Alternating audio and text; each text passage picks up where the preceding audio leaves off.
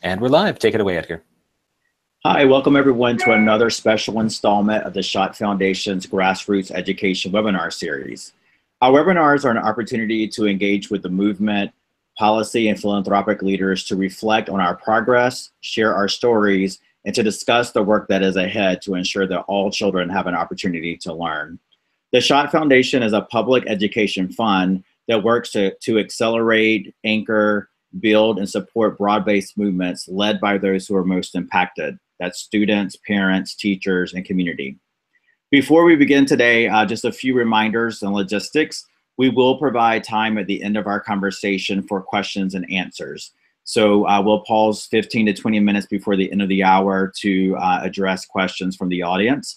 If you have questions, put your questions in the chat box on your screen, or you can tweet your questions to @SchottFound, SCHOTTFOUND.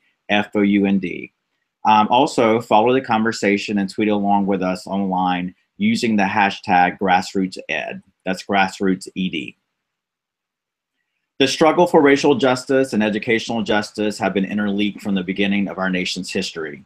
It was under Black leadership during Reconstruction that the South saw the first ever state-funded public schools. The long, tedious work to win and maintain school integration was a keystone struggle during the Civil Rights Movement. And today, the most powerful, energetic movements for education justice, fighting for fair funding, strong neighborhood public schools, restorative justice, and those who take an intersectional approach to organizing. This month, we welcome you to the Fight Back. We're really thrilled to have 3 national networks who are supported by the Schott Foundation in conversation with us today. That's the Alliance to Reclaim Our Schools, the Journey for Justice Alliance, and Dignity in Schools campaign.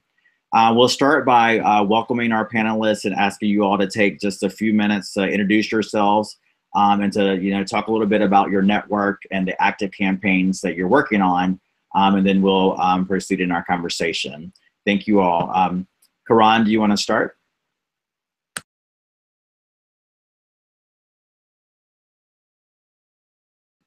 You're on mute, Karan. Okay, can you hear me now? There you are. Thank you, Edgar, and thank you to Schott for the continued support of the EROS work. Again, my name is Karan Blair. I've been the national director for the Alliance for about 2 years now. One of the primary project of the Alliance is to, at the national level, build the kind of relationships and cooperation between key constituents, to educators, parents, and students, right? And to get on one page around what a racial justice-driven education agenda looks like, to move campaigns both at the national and local levels that can achieve that goal. Together, we speak for millions of educators, parents, and students. Our strongest work is really around how we help to build and engineer local alliances that can drive successful campaigns at the intersection of racial justice, what folks call sustainable community schools, and giving voice to the concerns of parents and students with the support of educators. This past year, we've done a number of things. We started the year by organizing large-scale walk-ins as we were inaugurating Donald Trump, and we understood that his agenda would be anti-our agenda. We then launched the Build Schools Not Walls campaign, which was an effort to lift up an awful and racist immigration agenda as it connected to education. We then, in the summer, pushed out a Fight Back campaign around the budget. In September, we mobilized people around the country to take action again on the budget. And our folks are meeting next week to figure out what will be our work in 2018. So we're excited to be here and excited for the work that folks have been doing on the ground. Thank you. Zakia, can we turn to you? Hi, sure, absolutely. Can you guys hear me okay? Yes. Okay, perfect. So I'm Zakia Sankara Jabbar, the National Field Organizer for the Dignity in Schools campaign. The Dignity in Schools campaign is a national coalition of parents, youth organizers, advocates, and educators. And we have membership base of over 120 members in 26 states, including the District of Columbia. And so the mission for the Dignity in Schools campaign is to challenge the systemic problem of push out in our nation's schools and works to dismantle the school to prison pipeline. As a national coalition, the Dignity in Schools campaign builds power among parents, youth, organizers, advocates, and educators to transform their own communities, support alternatives to a culture of zero tolerance, punishment, criminalization, and the dismantling of public schools. We also fight racism in all forms of oppression. We bring together through direct advertising, public policy advocacy, and leadership development to fight for the human right of every young person to a quality education and to be treated with dignity and respect. Again, thanks so much, Schott Foundation, for your support of the Dignity in Schools campaign, and thanks for providing this platform to talk more about our national coalition. Thanks. Awesome, thank you. Last but definitely not least, Brother G2. Thank you, Edgar.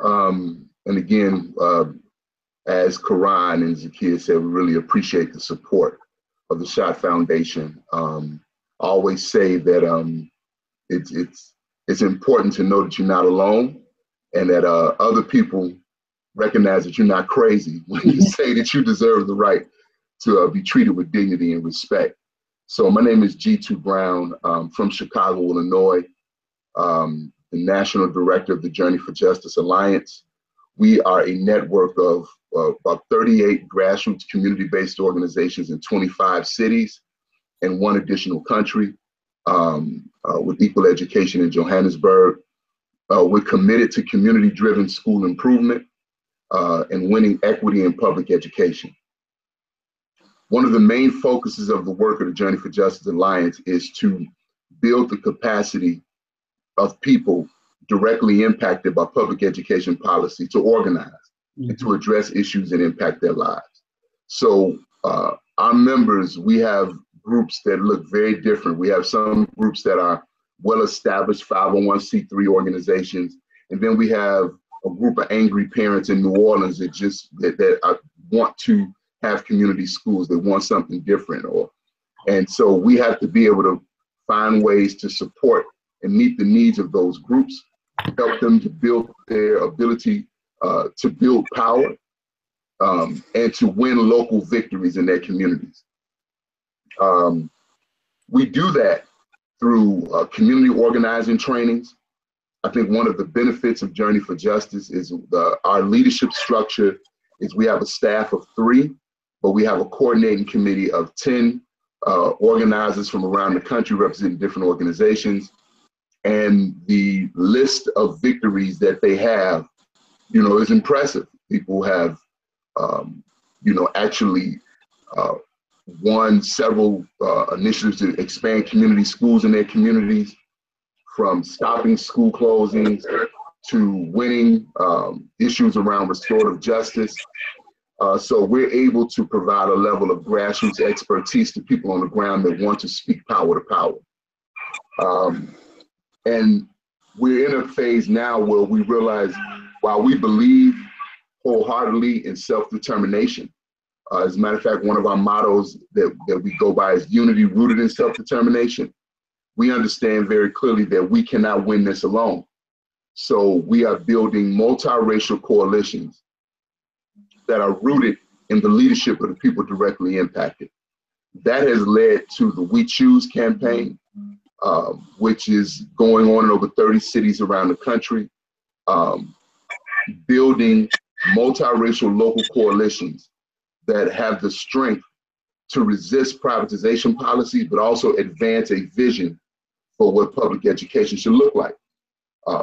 Because we're very clear that people will fight for what they help to build. We can't build a movement saying what we're against, but we can build a movement advancing our own vision. So that's who Journey for Justice is. The We Choose campaign is some of our major work right now. We're organizing critical conversation town hall meetings around the country. We've done in maybe 28 cities so far. We got about 8 more to go. And again, thank you for having me. Oh, no, thanks for being here. So let's jump right in and unpack this a little bit. I really want to have a conversation to help folks understand why education justice is a racial justice issue.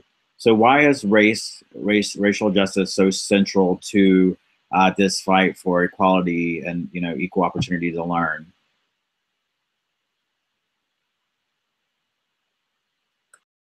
Well, who was that question directed towards? I couldn't hear you. Oh, whoever wants to respond. Could you repeat it? I'm sorry, you were breaking up a little. Oh, sorry. So the question is why racial justice is really central to our fight in education.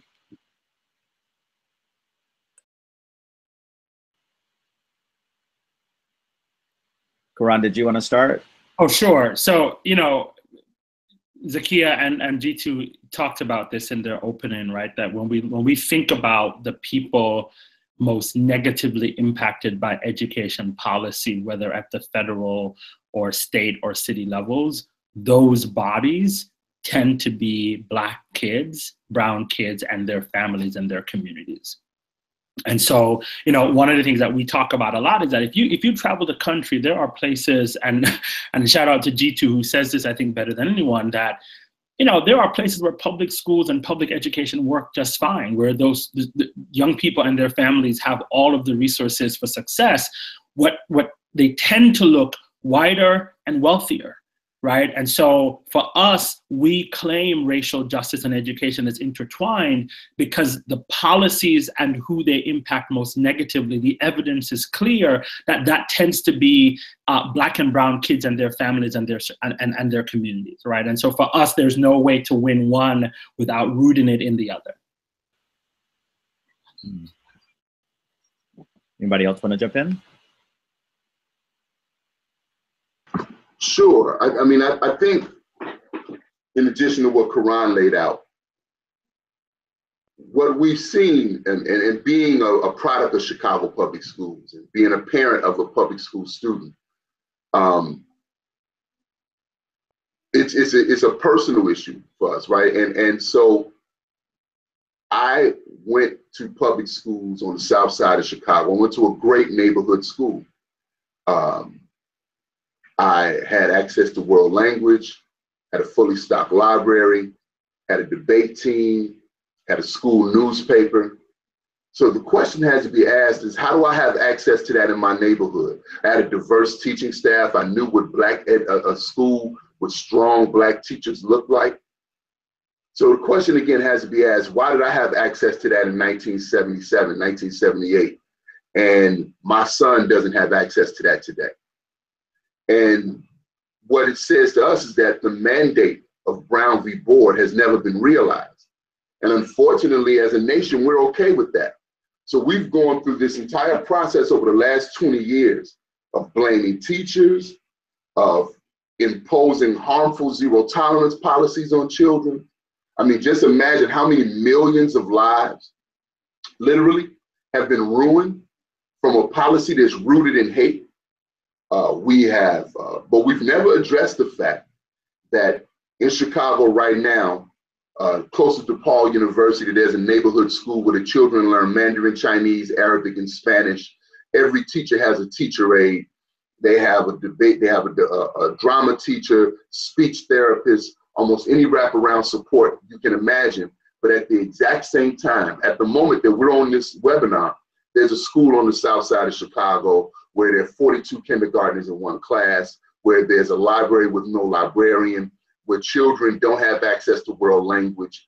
And that is not extracurricular, excuse me. That is opportunities for inspiration. Because what is education anyway? But inspiration and information. And if a child does not have access to inspiration, then you are not tapping into the gifts that that child has. And that's the responsibility of a school system. It's not the responsibility of the child to somehow find something, or achieve, even though they're not being spoken to. So we have never confronted the fact that this country has never had the courage or the will to realize Brown v. Board. And so we believe that the issue is racial justice, and the instrument that's been used to sabotage the public education of children is inequity. And so we believe that the answer is equity, not the illusion of school choice. Because if your neighborhood school is sabotaged, I mean, Zakia's a mom. If the school district basically throws a grenade in your neighborhood school and then builds a charter school 2 blocks down the road, do you really have choice? Or was your choice of a world-class neighborhood school snatched from you, right? And so we maintain that we don't have failing schools, we've been failed. And we have to have the courage to confront that. This is Zakia. Really else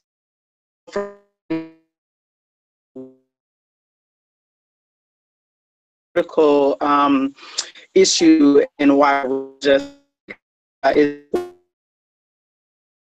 wasn't and is also access to culturally relevant curriculum. So world-class education has to include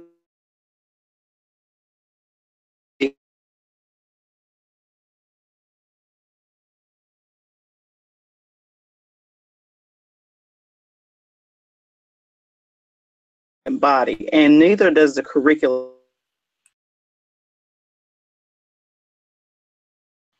To release toolkit as a toolbox for our membership and others as well, to be able to push locally for their public schools and whatever schools young people are in, to push for curriculum change. Yeah, Zakia, we're having some connection issues. We're having some connection issues with you freezing. So I don't know if we can get you to a stronger connection. But I did hear in there you speaking a little bit about culturally relevant curriculum, which I know is there's some campaign work that's happening in some places around looking at curriculum in schools and making sure that we have curriculum that represents histories of all children, and having curriculum that kids can see themselves in. Are you able to hear me better now? Yes. Much better. I'm not sure. I'm still in the same place. That's weird. Because I was having problems hearing earlier. Apparently that's on my end. Okay. Yeah. I'm not sure what all you heard. But yeah, I mean, I was just saying that basically our work sort of overlaps, and I wanted to highlight something that hadn't been highlighted before, on why racial justice is a lens that we use as well within DSC, and particularly lifting up culturally relevant curriculum, and also making sure that the teacher population represents the students that they're teaching as well. Yeah. Awesome. Yeah, much better connection now, whatever change might be happening there. So thank you for that response. And I want to, can we just talk a little bit about understanding that education justice is racial justice, and we can't break those two apart. They're, interlinked. What are the strategies then that we pursue to see racial justice in the education space? In other words, what are some of the solutions that we need in this moment? What does winning look like for kids of color at the state level or local level?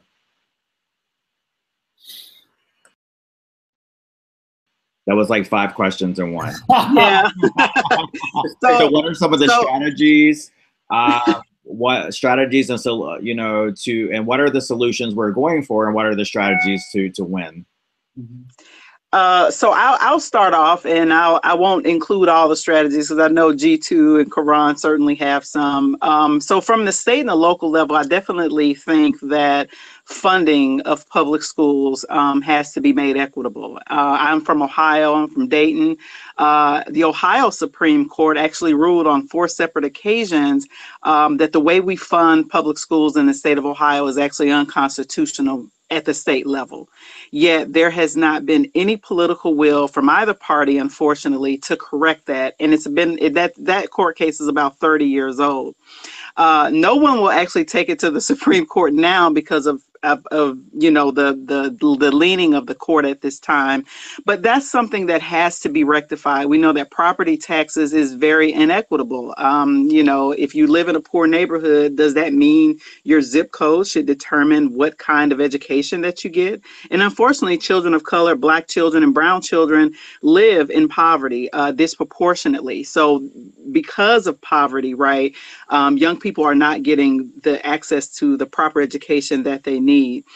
So that's, to me, I think that's one of the first and foremost things that I think that we have to begin to start pushing on and coming up with creative ways to push our local and state governments to begin to rectify the funding source. I'll say one more, and that is making sure, you know, that parents and teachers are working together and having elected school boards. I know G2 will talk a little bit more about that, but I think those two particular strategies, you know, is racial justice, also economic justice. But I also think that, you know, with both of them working together, it could definitely be one of the solutions to what we're seeing, unfortunately, in a lot of the cities where our members are anyway. All right, thank you. So I think that Zakia hit right on it. I think, you know, the fact that we live in a country that spends more on war than we do on education, substantially more on war than we do on education, I think is an issue. Also, so in addition to the funding, I think governance is an issue. Local control, people being able to have the right to hold school boards accountable for the policies that they set is an important piece. It's very interesting that with the exception of Mount Clair, New Jersey, every city in the United States that has mayoral control, has an appointed school board, a state takeover, are cities that are populated primarily by Black and brown children. So it is a voting rights issue. So I think that we have to go. I live in a city that has never had an elected school board, right? And it's a majority Black and brown city. And so when people make policies, the question is how do you hold them accountable for the harm that they cause? When structures are created to minimize your voice and your perspective. So I think that the governance piece is a major issue. But I also think that we have to realize that when forces rooted in racism control the basic quality of life institutions in your community, whether it's schools, whether it's healthcare, whether it's housing, whether it's food production and delivery, they will administer those institutions based on how they see our children. That's why we have zero tolerance in schools. And so we have to begin to advance at the local level, neighborhood by neighborhood, our own vision for what we want our schools to look like. I've seen that work locally. I've seen that work in a single school. I've seen that work in a cluster of schools where mothers and fathers and teachers sat in the same room, and students, and envisioned what they want a curriculum to look like. What if they want supports for teachers to look like? What kind of wraparound supports should children have? What does a student-centered school climate look like? You know, what does transformative parent and community engagement look like? Should parents have to give a pint of blood in order to volunteer at a school? Or should they be limited to just chaperoning on a field trip? Or can they read to children in the classroom? Can they be room mothers? Can they organize field trips for students? And they take students places where maybe, you know, the school system doesn't know would be of benefit to students. There's so many things that parents and community can do, so many resources that we bring to the table. But if we don't, if schools operate as invader institutions in our neighborhood, if the people whose tax dollars fund those schools are treated as if they are a deficit, other than us being a liability, then you will have institutions that don't function well, that don't breathe life into the community. So I think on the very grassroots level, we have to engage people in envisioning what they want their schools to look like. I just want to paraphrase, my grandfather used to say, nobody's going to love you better than you.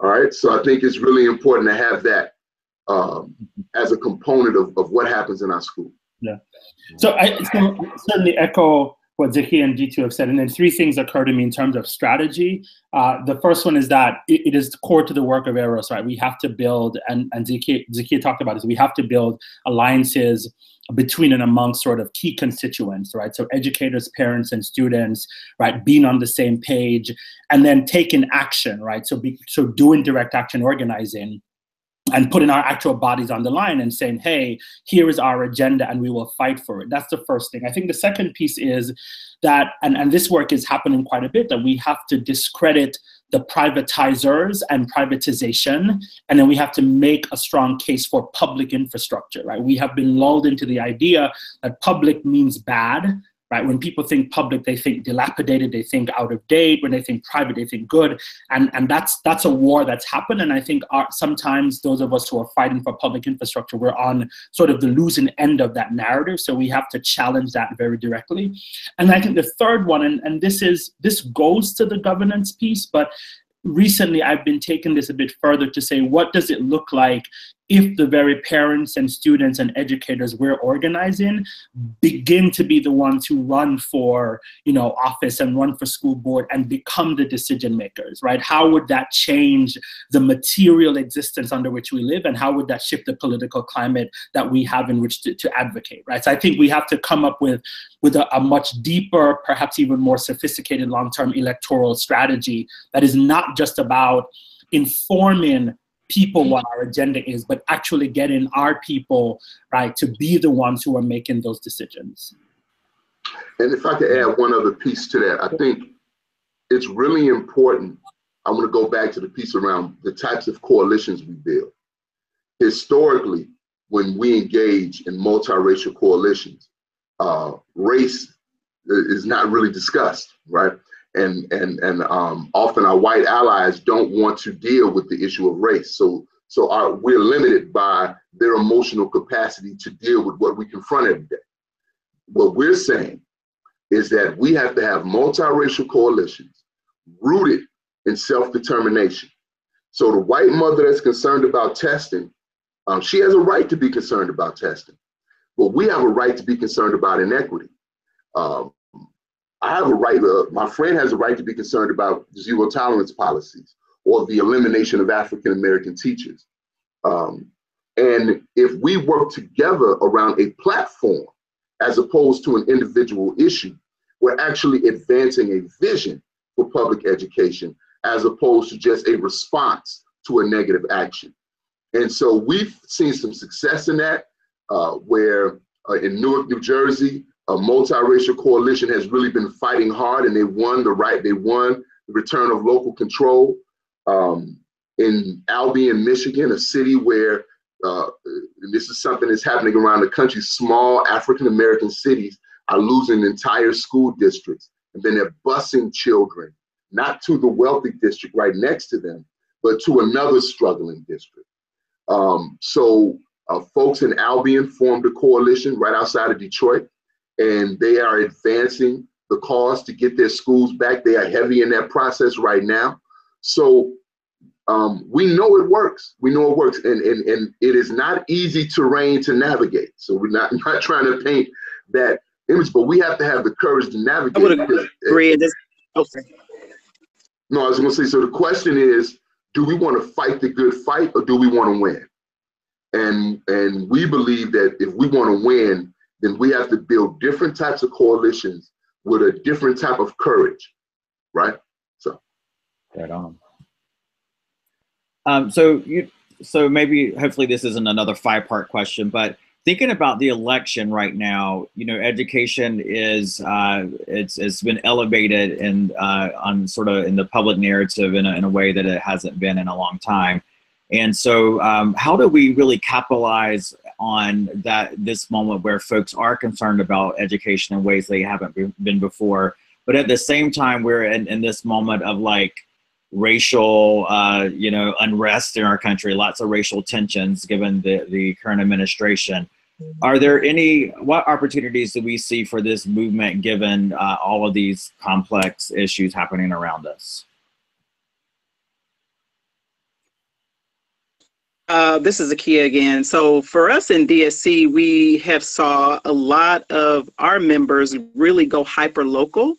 And because we also have a multiracial and multi-issue base, and I'm thinking about our members like Drum, you know, when this current administration instituted the ban, and how they really had to really hunker down and go into, you know, defense mode and really help support other members, Muslim communities and other communities that represent folks that are just like them. And that also brought up this idea of the school to deportation pipeline. And we know that that affects students of color, brown students, of course. And so our folks have just really gone hyper-local. Folks are getting really, really creative, because if you're living in a place where even your local government, right, and your state is sympathetic to this current national administration, you know, you really have to figure out creative ways in how to push back in a very hostile environment. So that's one of the things that we've seen happen. And another piece, and I think this is important as well, is that we saw multiracial groups come together around similar issues, right? So folks are, you know, pushing back on a number of different things. I mean, for me, I hadn't seen that before this administration. I think it's a good thing that you see more people, you know, multiracial coalitions really coalescing and coming together. I think about, you know, like the Women's March and other things, you know, people, their consciousness has been raised, right? And I think that that's what you capitalize on. That's what you capitalize on, you know, people who, you know, had kind of thought, oh, okay, things are comfortable. But now, you know, now that all kinds of things are on the line and, you know, it helps the organizing. The other piece I think, you know, is that we also need to have the support and resources to support all of this new membership that folks are seeing in their communities, people who are joining organizations, wanting to get involved, to be able to build capacity and sustain that. Yeah, I think the piece that becomes important for me is the extent to which we are able to connect the dots, right? So, and this has to do, to your point, Zakia, around funding, right? So when I started organizing, a lot of foundations funded sort of single issue stuff, right? So you had to have a very narrow sort of single issue, what's going to be your impact on the issue that you're working on. What we've come to realize, though, is that our lives do not unfold in those kinds of silos, right? So to be Black, to be queer, to be immigrant, to be poor, like all of those things happen at the same time. And so the organizing has to take into account all of the things that people have to occupy with their bodies. And so that similarly with education, we have to think about it more holistically, right? So when we think about privatization, privatizers, and profiteering, how are those features also impacting other areas of people's lives? And can the education work speak to that, right? So the same folks who want to close down the post office are the same folks who want to close down our public schools. The same folks who drive resources from our public hospitals are the same, right? So how do we create a kind of organizing mechanism that acknowledges that our lives are interconnected in certain ways, and build organizing strategies that reflect that and allow people to sort of come into the space with those realities?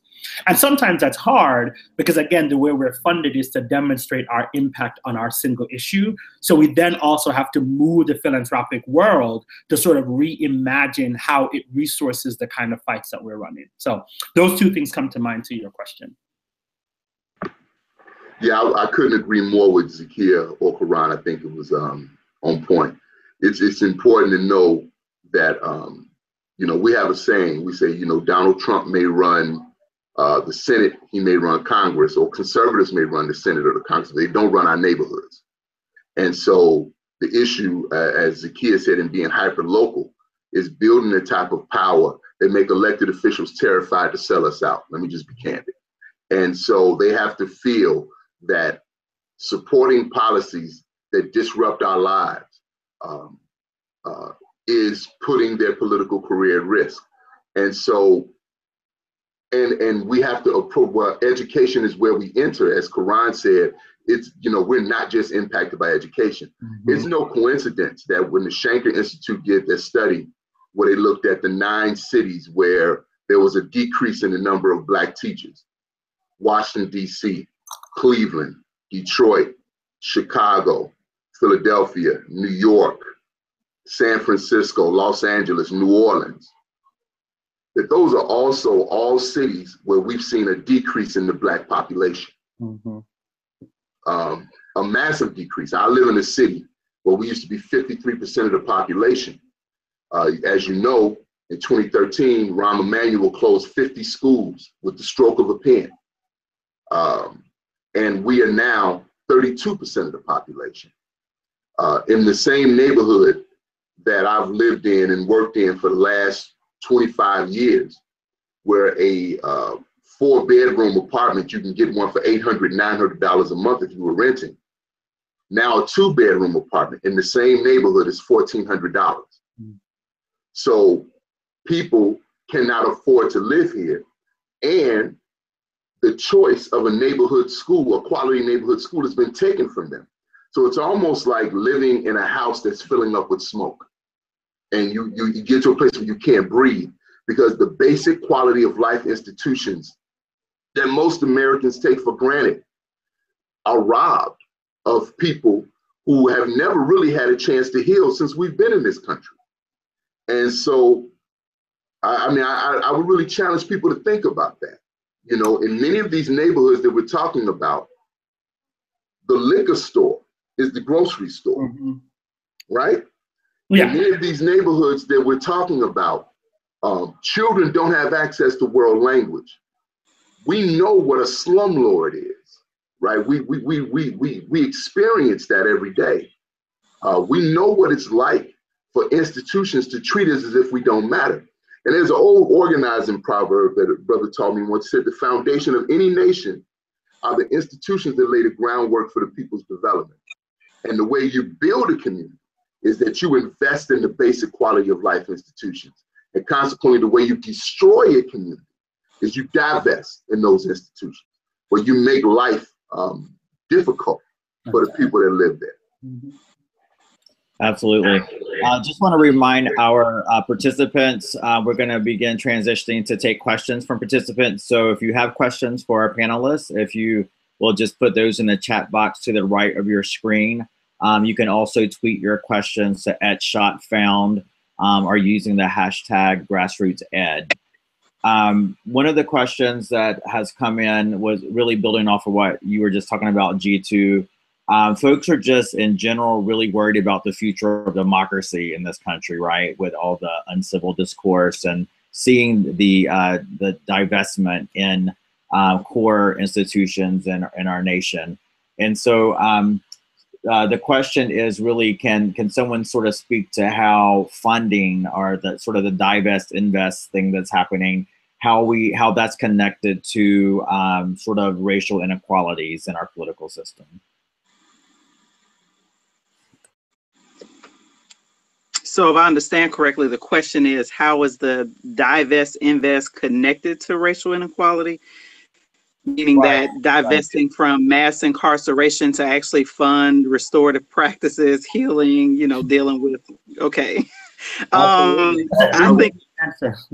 Yeah, absolutely. That's one context. Or and also just thinking about the general disinvestment in public schools and where that is happening and how that seems to be intentional.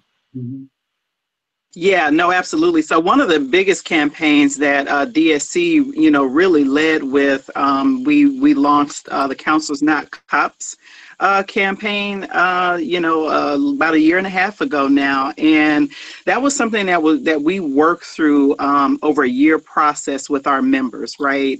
Because folks were, initially, first of all, many of our parents and people were because it's Black. I think we're losing you again, Zakia. Depending on where you are. Yeah, we lost her for a moment. I think someone else want to jump in. some of the high profile, we've seen some of the high profile cases in Baltimore and South Carolina, right? So that's something that we know that, you know, divesting regular press.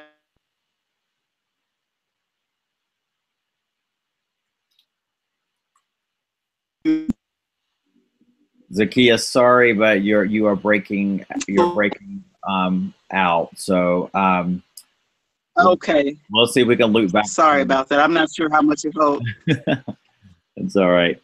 Karan or G2, do one of you want to speak to sort of the question is really around sort of like the gap between investment, right, from our political system and communities of color versus other communities, and you know how connecting that to sort of this issue of racial justice and how it impacts education.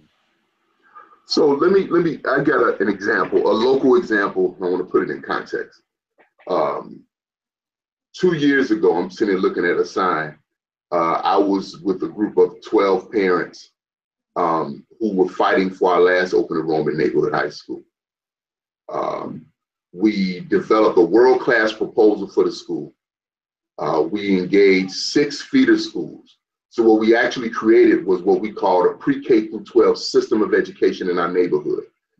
In the district's inability or unwillingness to do that themselves, we did that, right? We had massive community support, and the district refused to support us. And we were pushed to the point of having to do a hunger strike, which we did for 34 days. On the 25th day of the hunger strike, I'll never forget this as long as I live. On the 25th day of the hunger strike, as we starved in Washington Park, as Jeanette Taylor passed out at the school board meeting, Rahm Emanuel went to a school called Lincoln Elementary School, not far from DePaul University, primarily a white school, middle class, upper middle class constituency. And they had a ribbon cutting ceremony for a $21 million annex for an already well-resourced school. That told me all I needed to know. Because while we starved in Washington Park just for the right to a neighborhood school, parents who had actually told him to give the money to the South Side, we don't need it, were receiving a $21 million annex. Now, what does that speak to? See, this is an issue of policy, but I think our work is a lot deeper. As we get a little longer in the tooth, I know myself, you think about what are we leaving the next generation of organizers? Are we leaving them infrastructure or are we leaving them problems, right? So we have to begin to build the type of infrastructure that is very clear on the fact that the way that our communities are sabotaged and destroyed is by destroying the basic quality of life institutions, and then messaging that says that it's actually our fault that these things are happening, that we begin to internalize. So as we begin to internalize these things, we forget the fact that we're dealing in a system that has fed on us for centuries, that has never treated us with dignity or respect. That is, we can go on forever in regards to African-American cities that were burned to the ground, soldiers coming back from World War II finding lynch ropes instead of parades. Mm-hmm. When Brown v. Board passed, entire cities of white citizens pulling their children out of the schools so that they don't go to school with our children. And that belief system has never been transformed. Right. It's never been changed. There's never been any accountability for any of the hatred, for much of the harm that's been done. And since there's been no accountability, there's really at the core been no change, which is why we're in a climate where we have a president who has a strong history of telling Black and brown people that they don't matter. I mean, he has a glorious history. If that was the criteria, he would be emperor of the universe, right? Because he's got a great history of telling us that we don't matter. But millions of Americans voted for him anyway. Right. And so the question has to be, are we courageous enough to do the work on ourselves and how we see ourselves, how we see each other? Because no matter what the policy is, if the belief system doesn't change, you know, we're always going to be putting excuse the term, we're always going to be putting band-aids on a bullet wound. So our work now is, how do we make transformational change? How do we engage people in our communities who have been taught for centuries that we can't win? I mean, I want to go there, because community organizing is not easy. You know, it's real easy till you have to do it. And how do you knock on a door, and when that door opens, 500 years of oppression is opening that door, as well as 500 years of oppression knocking on the door? And how do you create the climate where we actually look and say, you know, we can win, and believe it? And so I think the way that we address what you're raising is we begin to fight for these institutions don't function without our permission and without our control. And we do that by organizing little victories that build our sense of capacity, that build our sense of what we can actually accomplish, right? So parents that I work with on the hunger strike, they didn't just come out of a parent meeting and go on a hunger strike. 2 years before, when I asked them about it, one parent asked me, what kind of crack was I smoking, right? But 2 years later, she was actually engaged in that process because she had actually won. She stopped her local elementary school from closing. She won a parent room. She won resources for her school. So her sense of deserving more increased as she realized that she could actually win. So excuse the, you know, the soapbox, but I just wanted to try to, you know, just get to the root of what you asked. Yeah, that makes a lot of sense. And I will say to that, you know, D2 is right. And I think for me, the summation is that divestment from our communities has always been key to the strategy, right? So it's that you say, let's pull the resources and then say, oh, but look, these things aren't working. Well, of course they're not working. You've divested systematically, and that it didn't change like the weather. It happened because of public policy, right? So that's an important sort of underpinning for the conversation. Absolutely. So we talked just a minute ago about going to hyperlocal and building power there. We actually have some local school board members on the call, and so the question came in is, what is the most important thing that a local school board can do to impact you know, racial equity in the school system? Specifically, they're asking about the school to prison pipeline. And then part two of that question, Karan, to the three tactics that you laid out in strategy, how can we get more community members and parents on school boards? So the question is, one, what is advice to current school boards around how they can advance a racial justice agenda? And two, how do we get more community folks and parents into school board positions? Hi, this is Zakia. Can you guys hear me better now? Yes. Yes. Okay. I'm so sorry. I'm not sure what's happening with that. So to answer that question, I think that's a really good question. And it's definitely a question as a parent organizer, former parent organizer, I had a lot of experience with. The first thing that school board members can do is really listen and take seriously their constituents. You would be surprised at how many local school board members dismiss parents. Absolutely dismiss parents, the folks that vote them in, the folks that pay the taxes for the school district, right? To me, I think that's something that's very basic, and to see them as experts in their own experience, to see them as experts in the experiences that they're trying to communicate to you that's happening at their school with their children. And with regards to the racial equity lens and the school to prison pipeline, I mean, that's back to the question of divest and invest. Divest from the regular presence of police officers in your schools if you have them, period. Take that money, invest in restorative practices, trauma-informed care. If you're, in a district where you really have high needs, young people are coming to school with trauma issues, you want to invest there. I mean, it's actually less expensive than how much you're actually paying for cops. Even if you have your own SROs through the districts, or if you're contracting with your local police department, do some research into that. Invest in restorative practices. Bring in implicit and explicit bias trainers. You don't have to contract with an expensive university. You can actually contract with organizers who run nonprofits all across this country who have experience in being able to provide that service. There are many members in the Dignity in Schools campaign who have that experience in doing that kind of training. And my email should be at the end of this, and you can contact me for me to put you in contact with those members. So I think, those are some key things that you can do. First of all, you listen, you take seriously the parents and young people who are coming to the school board to even talk to you in the first place. You invest in things that actually work, trauma-informed care, restorative practices, and counselors for young people, and invest in implicit and explicit bias training for your other staff, teachers, cafeteria workers, anybody that's coming in contact with young people. They need the training. So, as it relates to school board folks,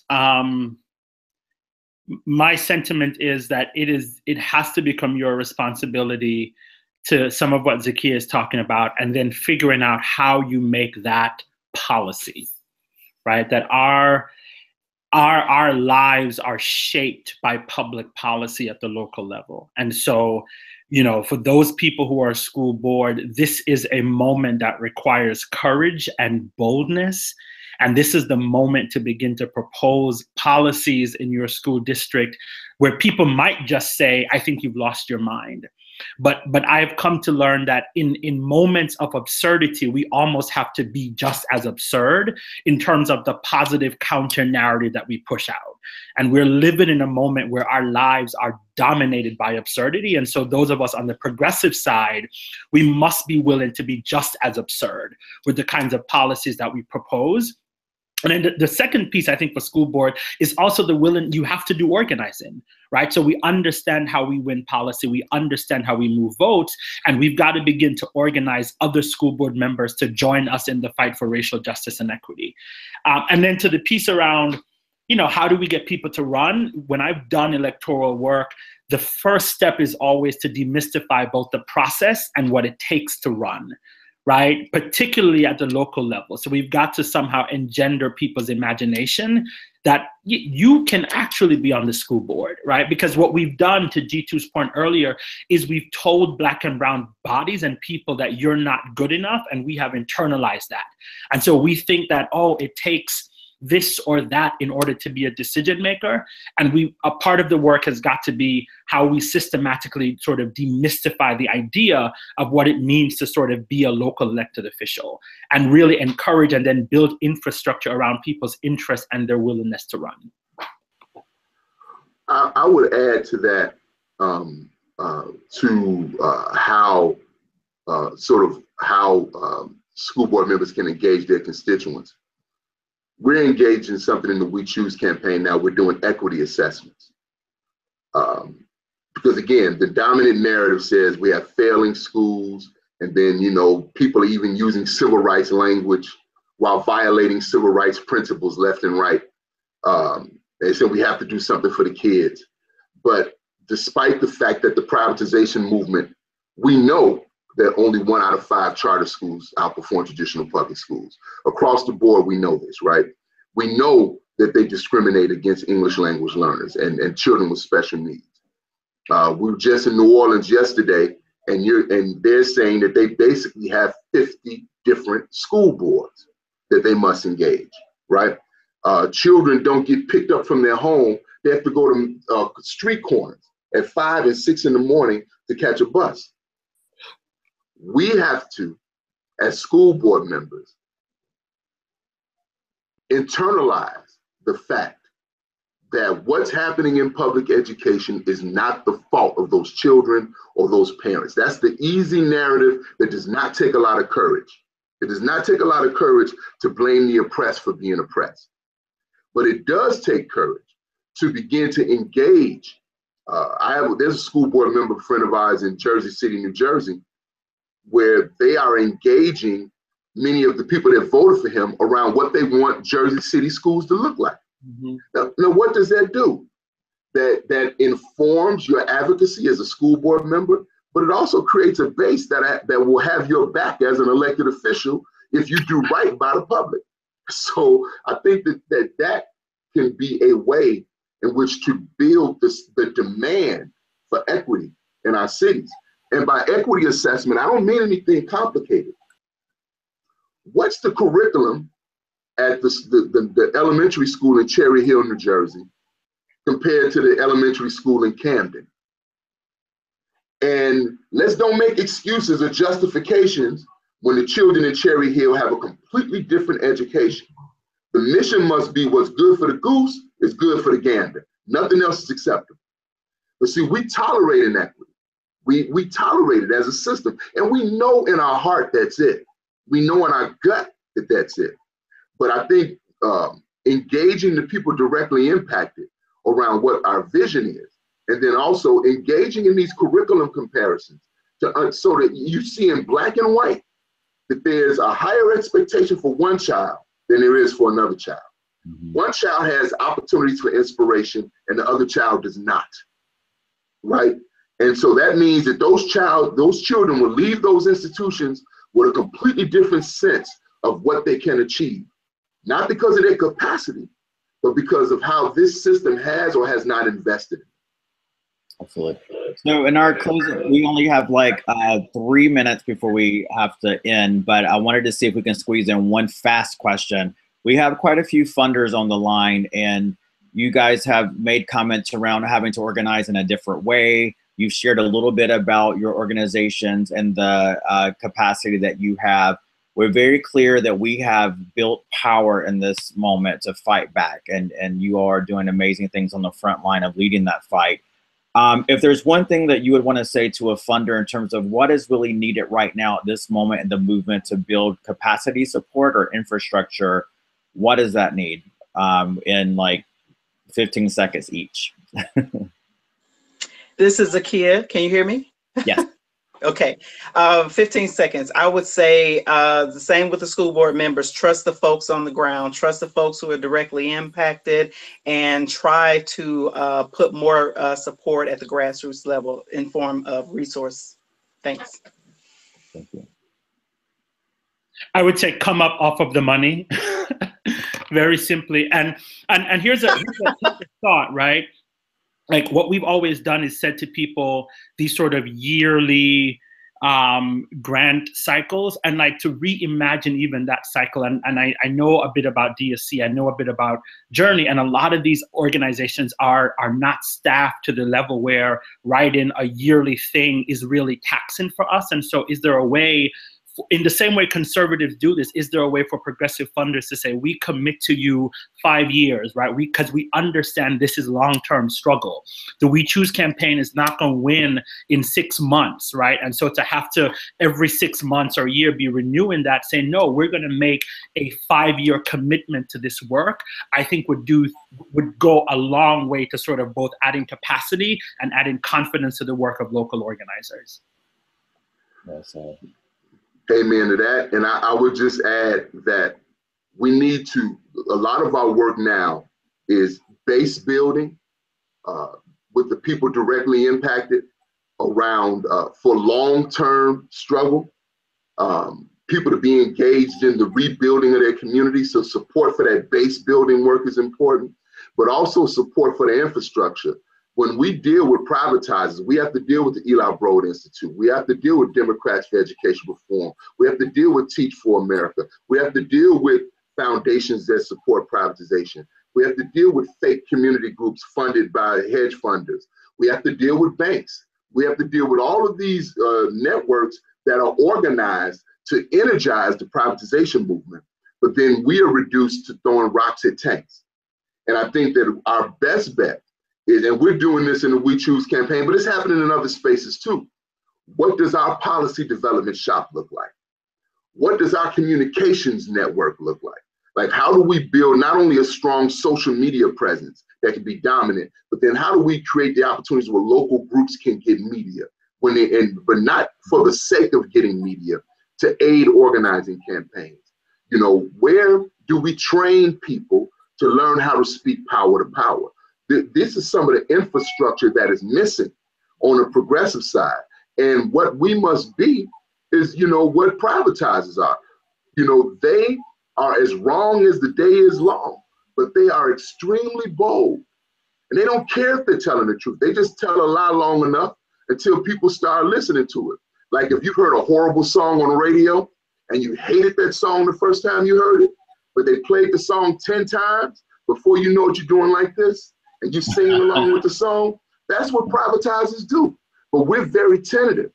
And so what we're asking for the foundation community is some of us have 15, 20, 25 years of doing this, a long line of victories. We need some trust. We need some trust and support because we put ourselves on the line every day for a set of principles. And we need brothers and sisters in philanthropy to share that commitment with us. Amen to that. So in wrapping up, I just want to begin by thanking all three of you, Zakiya, Karan, G2, thank you so much for making time. For our friends in the community, parents, young people that are listening, reach out and look at the websites of these organizations, join their email list or newsletters, find a chapter near you to get involved if you're not currently engaged in a political home for this work. And if you're a funder and you're looking to move resources to these communities in partnership with Schott, I'm more than happy to make myself available and helping you figure out how to do that. We welcome your partnership in that way. Want to just thank everyone again. We encourage you to follow Schott on Twitter at Schott Found to keep this conversation going and to join Schott's National Opportunity to Learn Network at www.schottfoundation.org. And until next month, we thank you for participating, and we look forward to continuing with you all in this fight for education justice. Thank you so much. Thank you. Thank you. Appreciate it.